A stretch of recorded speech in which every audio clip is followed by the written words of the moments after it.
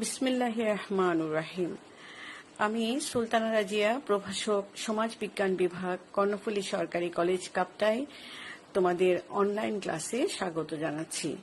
আজ আমি BA BSS প্রথম বর্ষের ছাত্রছাত্রীদের জন্য দ্বিতীয় পত্রের অর্থাৎ সামাজিক ইতিহাস ও নৃবিজ্ঞান বিষয় থেকে সামাজিক ইতিহাসের গুরুত্ব বিষয়ে আলোচনা করব। প্রিয় শিক্ষার্থী, আশা করি তোমাদের মনে আছে যে গত ক্লাসে আমি সামাজিক ইতিহাস কি এ বিষয়ে বিস্তারিত আলোচনা করেছি। আজ আমি তোমাদের সামাজিক ইতিহাসের গুরুত্ব অর্থাৎ সমাজবিজ্ঞানে ছাত্রছাত্রী হিসেবে সামাজিক ইতিহাস আমাদের কাছে কতখানি গুরুত্বপূর্ণ সেই বিষয়ে আলোচনা করব। মূলত সামাজিক ইতিহাস হচ্ছে আমাদেরকে একটি জাতির বা সম্প্রদায়ের অতীতের নির্দিষ্ট সময়ের সমাজ ব্যবস্থার পূর্ণ বিবরণ সম্পর্কে জানতে সাহায্য করে। অর্থাৎ সামাজিক ইতিহাস অতীত সমাজের কাঠামোগত রূপরেখা তুলে ধরে। পরিবর্তনশীল সমাজ কাঠামো, সমাজস্থ মানুষের অর্থনৈতিক কর্মকাণ্ড, রীতিনীতি, আচার ব্যবহার বা দৈনন্দিন জীবনের চিত্র, যা সমাজ, সংস্কৃতি ও সভ্যতার লালন প্রক্রিয়া হিসেবে বিবেচ্য, সেটি আমাদের জন্য আলোচনা করে। সেজন্য সামাজিক ইতিহাস তুলনামূলকভাবে নতুন হলেও বর্তমান যুগে যুগোপযোগী হিসেবে জ্ঞান চর্চায় এই বিষয়টি অত্যন্ত গুরুত্বের দাবিদার। বিশেষ করে সমাজবিজ্ঞানের ছাত্রছাত্রী হিসেবে আমরা আজকের সমাজকে যদি জানতে চাই বা আজকের সমাজকে যদি আমরা কাঙ্ক্ষিত লক্ষ্যে নিয়ে যেতে চাই, তাহলে আমাদের এই সমাজেরই অতীত ইতিহাস জানা অত্যন্ত গুরুত্বপূর্ণ এবং এই কাজটিকে অত্যন্ত সহজভাবে আমাদের মাঝে উপস্থাপন করে সামাজিক ইতিহাস বিষয়টি। তাই এটির গুরুত্ব আমাদের কাছে অনেক বেশি। চলো আমরা দেখি যে কেন সামাজিক ইতিহাস আমাদের জন্য গুরুত্বপূর্ণ এবং এটি অধ্যয়ন আমাদের কিভাবে আমাদের জ্ঞানকে আরো শানিত করে এবং আমাদের জ্ঞানের সমৃদ্ধিতে এটি আমাদের কিভাবে ভূমিকা রাখে সেটি আমরা দেখব। প্রিয় ছাত্রছাত্রী, আমরা প্রথমেই দেখব যে এটি আমাদেরকে কিভাবে আমাদের সামাজিক ইতিহাস রচনায় গুরুত্বপূর্ণ ভূমিকা পালন করে। প্রথমত, এটি সামাজিক ইতিহাস পরিবর্তনশীল সমাজ কাঠামোর যে ধারণা সেটি আমাদের মাঝে তুলে ধরে। সামাজিক ইতিহাস পাঠে সমাজের কাঠামোগত পরিবর্তনের যে কারণ আছে সেটি জানা যায়। সামাজিক ইতিহাস আমাদের অবগত করিয়ে দেয় কিভাবে উৎপাদন পদ্ধতি দ্বারা, উৎপাদনের উপায় দ্বারা এবং উৎপাদনের সম্পর্কের দ্বারা মানব সমাজ এক একটি কাঠামোগত স্তর অতিক্রান্ত করে সমাজ বিবর্তনের দিকে এগিয়ে যায়। দ্বিতীয় হচ্ছে সমাজস্থ মানুষের অর্থনৈতিক কর্মকাণ্ড জানতে সাহায্য করে। কিভাবে মানুষ খাদ্য আহরক অবস্থা থেকে খাদ্য উৎপাদক অবস্থায় উপনীত হয়েছে।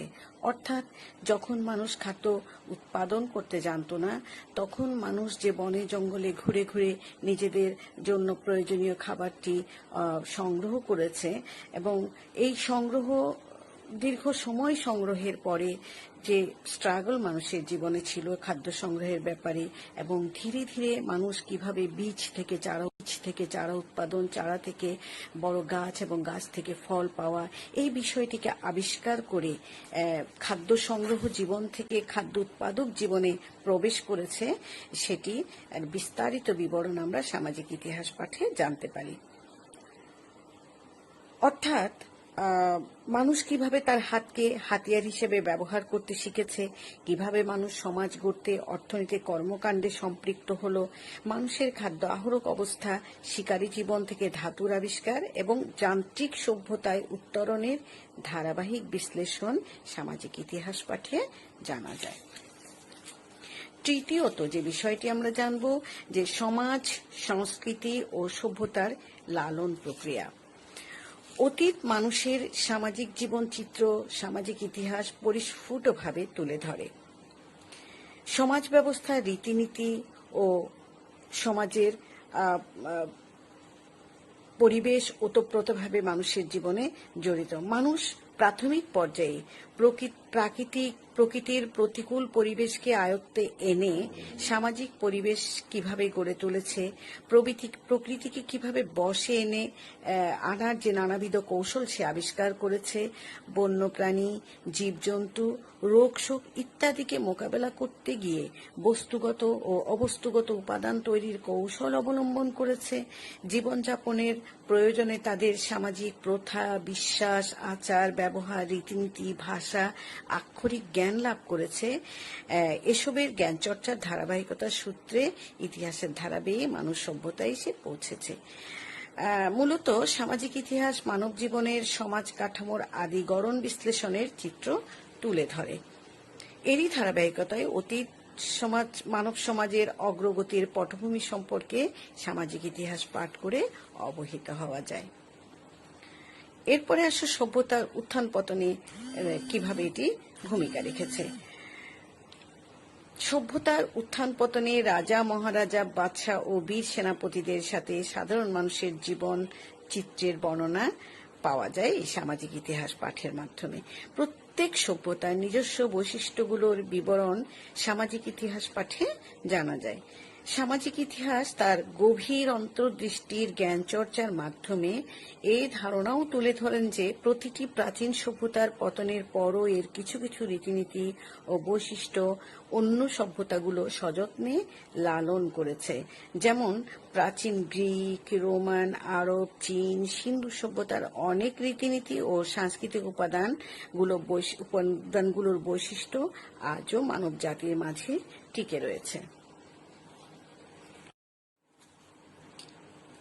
সমাজ ও সভ্যতার ক্রমবিকাশে মানবজাতির নিরন্তর যে সংগ্রাম, সেটির চিত্র আমরা সামাজিক ইতিহাস অধ্যয়নের মাধ্যমে জানতে পারি।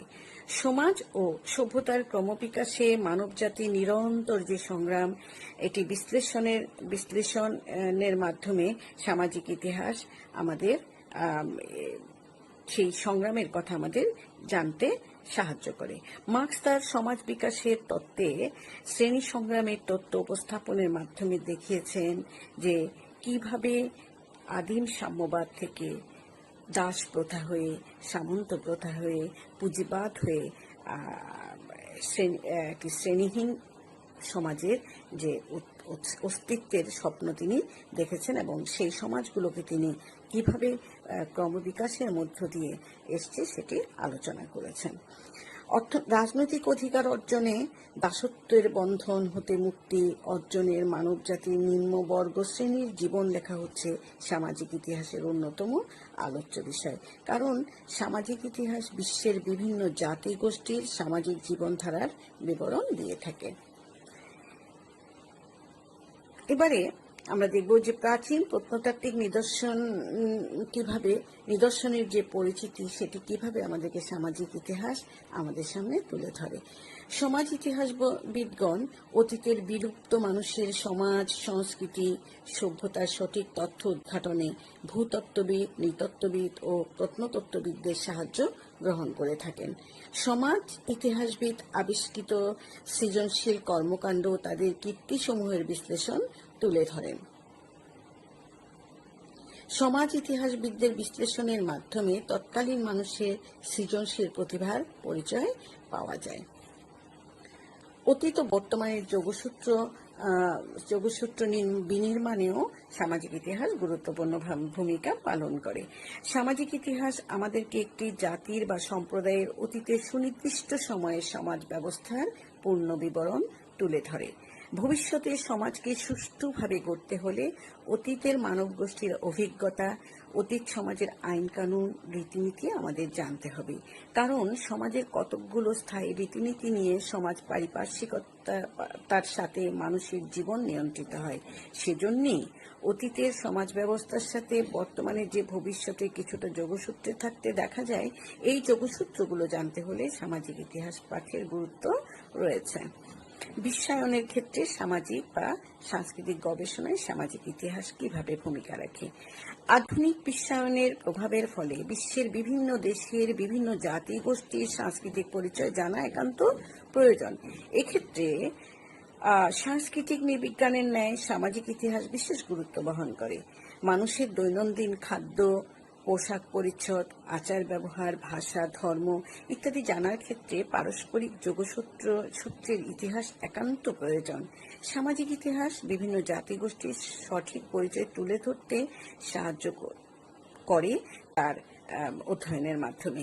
পরিশেষে আমরা বলতে পারি যে এই যে আমরা উপরে আলোচনাগুলো করলাম যে কিভাবে সামাজিক ইতিহাস আমাদের সমাজ সংস্কৃতির যে ও সভ্যতার যে লালন পালন হয়েছে সেটি জানতে সাহায্য করছে কিভাবে, এবং সভ্যতার যে উত্থান পতন হয়েছে বা সমাজ ও সভ্যতার ক্রমবিকাশে মানব জাতির যে একটা নিরন্তর সংগ্রাম করে গেছে, এবং এই সংগ্রামের যে ইতিহাসগুলো আছে সেই আদিকাল থেকে যখন মানুষ ভাষা জানতো না, নিজের খাবার নিজে তৈরি করতে জানতো না, সেই যে একটা আদিম অবস্থা, সেই যে একটা অসহায় অবস্থা, সেটা থেকে কিভাবে নিরন্তর সমাজ সংগ্রামের মধ্য দিয়ে নিরন্তর তার উৎপাদন ব্যবস্থার উৎপাদনের হাতিয়ারকে পরিবর্তনের মধ্য দিয়ে কিভাবে আজকের এই সুন্দর সমাজ নির্মাণ করেছে, এই ইতিহাসটুকু আমরা জানতে পেরেছি।